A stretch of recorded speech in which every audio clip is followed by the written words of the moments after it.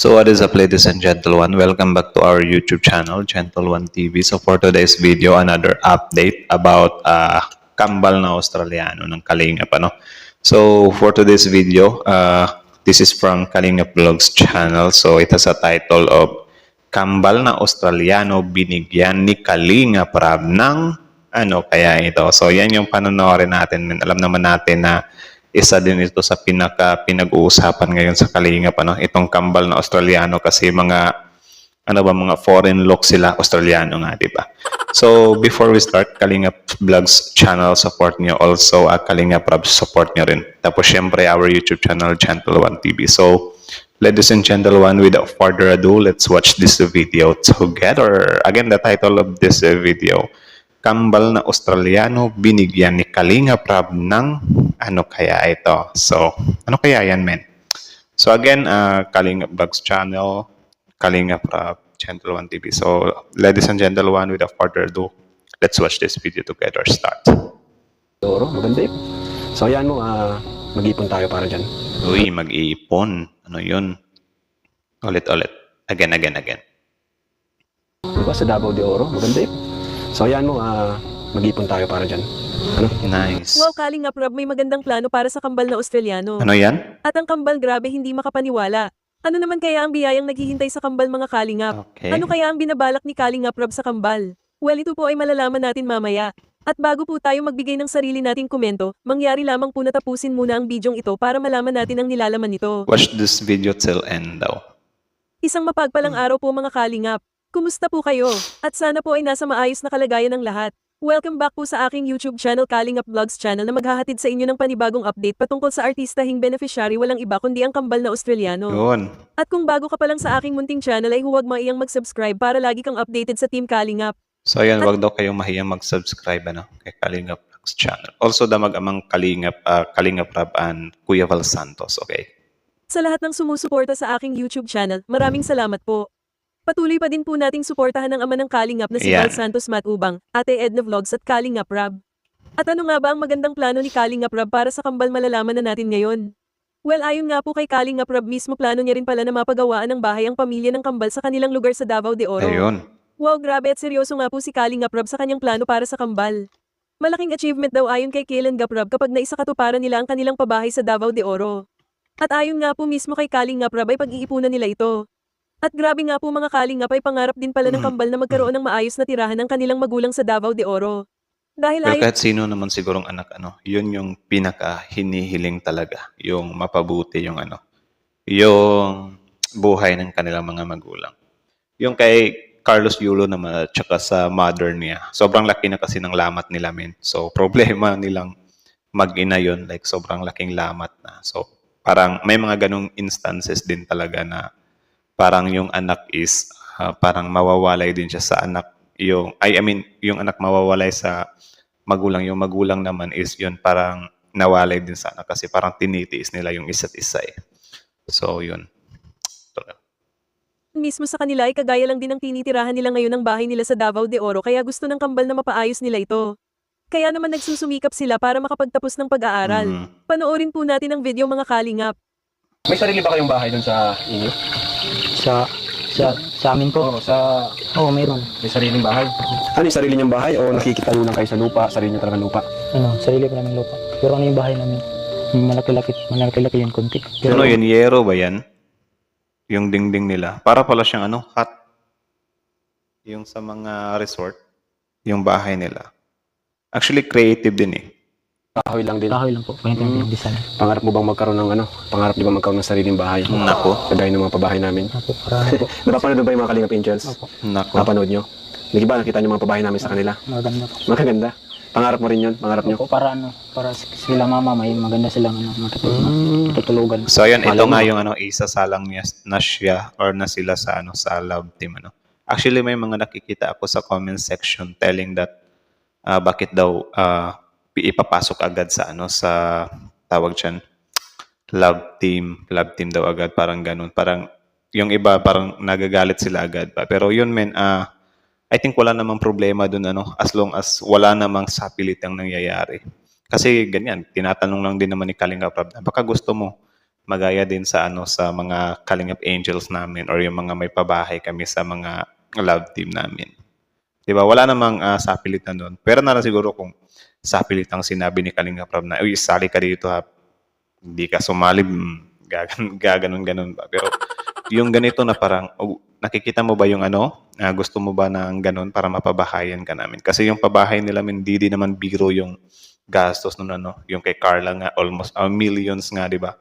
Yung kay Viancy millions din. So ito sa Kambal parang ganon din siya. So parang hindi natin siya masasabi na instant lang din siya na mabubuo na, oy, kung tulungan agad. So mali natin, ito yung ano nila eh. Ito yung some kind project nila na to get funds ay parang idadaan nila sa lab team. Ano? Kasi bahay din yan, men. Tapos yung mga pabahay na yan, hindi rin basta-basta, di ba? Mga sobrang gandang bahay din. So as long as wala namang sapilitang ginagawa, walang problema dyan. As long as kagustuhan din ng batang Australiano, ng kambal ng Australiano na isa lang sila sa lab team, why not, di ba? Kasi opportunity din naman yan. Sino ba naman tayo para kontrahin pa yung gusto ng kambal at ni Kalingap Rob, di ba? Tsaka yung lab team is for good vibes lang naman talaga. So yeah, tuloy. Pabahay kami dun sa inyo. Di ba? Magandang achievement yun, makapabahay tayo sa Davao. Saan Davao? Ano eh? Sa Oriental? Davao de Oro. Davao de Oro. Di ba? Sa Davao de Oro. Maganda yun. So ayan mo, mag-ipon tayo para dyan. Ano? At Kalingap Rob lalong humanga sa kambal dahil sa angking abilidad at dunong sa pagluluto. Ayun. At sa mumunting bagay ay hindi nakakalimutan ng kambal ng maghain ng anumang mapagsasaluhan sa tuwing bumibisita si Kalingap Rob at ng kanyang team sa kanilang tirahan. Grabe, no? Adobo po naman ako. Marunong din siyang mag-initiative na yun. Ipaghahanda niya rin yung panauhin or bisita. Adobo manok yung specialty mo. Opo. Ito mo? Opo. Galing ah. Grabe sa amoy pala. Sarap ng amoy ng ano. Sarap ng amoy. Bango. Grabe. Anong luto yung bay? Ano po?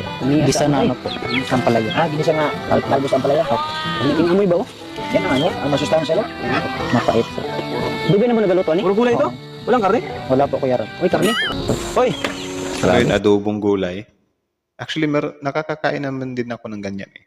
Hindi naman talaga kailangan ng karne para sa adobong gulay. Kung wala ka. Pero mas maganda kung meron, di ba? Palagi nang tayo pinapakapi nila. Kuya Rob. Grabe. Ay, naman. Edward. ano, Edward? Okay lang. Basta mo pag-eskwela? Okay lang. Kasi ba, gwapa? Kaswerte mo? Daghan biro. Ilang sa ayaw na. Bay, dili lang. Bisaya din pala. Ha? Yung kape? Opo. Nakita na pa diha? Inambay. Hawd po ni magbisaya, hawd po ni. Bisaya man eh. Bisaya ako. Oo, mga panot. Bisaya.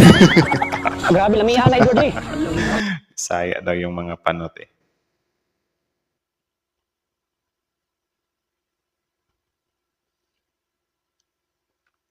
So, yun lang naman yun ladies and gentlemen. So, what can you say about that video? So again, that video is from Kalingap Vlogs channel. So support niyo yan. Original video link in the description box below. Also, Kalingap Vlogs support niyo rin. Tapos syempre, ladies and gentlemen, Gentle One TV, don't forget to like, comment, share, subscribe. So kita niyo naman yun, di ba? Usapang kambal yun. Usapang kambal ng Kalingap. So, about nga yun sa pabahay or sa plano ni Kalingap Rob doon sa kambal. So yun nga, sabi ko naman sa inyo na as long as wala namang pagpipilit na nangyari or hindi naman talaga sila pinilit it's just binigyan lang talaga sila ng opportunity. Even me siguro kung ako yung nasa katayuan ng kambal tapos ganun din yung buhay ko.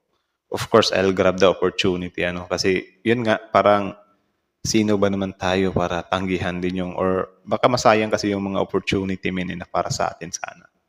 'Di ba? For example, ngayon meron kang iniiwasang opportunity like for example like that. Tapos after 5 years or after 10 years makikita mo na lang si yung Jomcar or yung EDSI na wala na, mga billionaires na sila. 'Di ba? Tapos yun nga yung naging naging startup nila or kung saan sila nagsimula dun sa Kalingap Lab team, di ba? So, sobrang laking tulong pala sa kanila. So, yun. Actually, may nakita nga akong nakalimutan ko lang kung sino yun. Bilyonaryo yun siya na parang i-interviewin sana siya. Tapos, nung magsimula ng interview, yung bilyonaryo yun, may ibinigay siya na na regalo doon sa reporter or sa interviewer. Ngayon, nung ano, hindi tinanggap ng interviewer ngayon kasi nahihiya siya eh.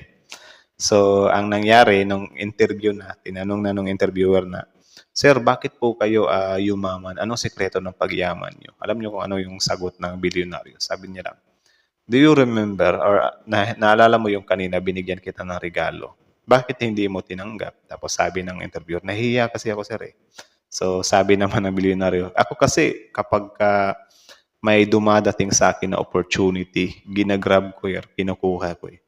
So, kaya ako nandito ngayon." So, parang ang lesson doon is binigyan ng opportunity yung interviewer, pero wala, hindi niya inaccept. Malay natin, ng laman pala noon, 1 billion din. Hindi yung reporter, bilyonarya na rin.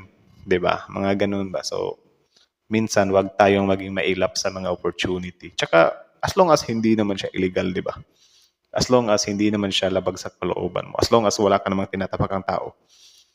Why not? 'Di ba? So, yun lang naman. Ako, wala akong nakikitang mali doon kasi syempre, bukod sa nabibigyan tayo ng good vibes, bakit ba ito mga mistiso naman 'tong mga taong 'to eh? Mistiso ba? Tama ba yung word na mistiso? Or mga pogi naman 'tong mga taong 'to? So, for sure, papatok 'to. Malay natin dahil kay Kalinga Prab maging artista pa 'tong mga 'to eh. Hindi ba?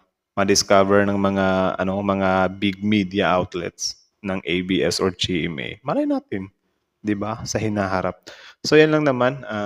Kayo, ano masasabi niyo dito, ladies and gentlemen? Comment down below and then let's talk about it in the comment section. So, again, Kalinga Vlogs channel, Kalinga Prab, then Gentle One TV. So, that's it. Thank you so much for watching.